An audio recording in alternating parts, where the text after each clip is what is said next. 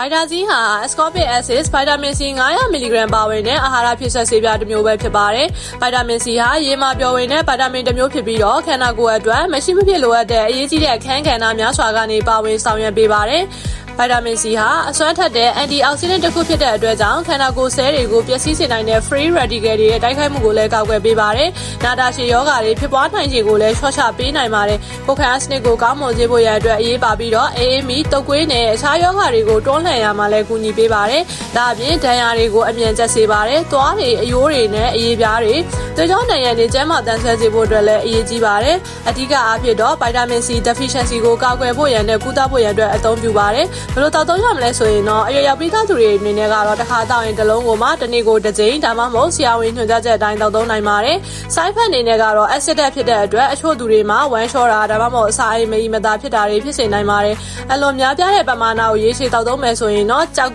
တဲ့နိုင်ကြီးကိုပို့တိုးလာနိုင်ပါတယ်။ကြောက်ခက်ယောဂရှိသူတွေအနေနဲ့ကတော့ဆရာဝန်ညွှန်ကြားချက်နဲ့သာတောက်သုံးသင့်ပါတယ်ရှင်။ကျေးဇူးတင်ပါတယ်ရှင်။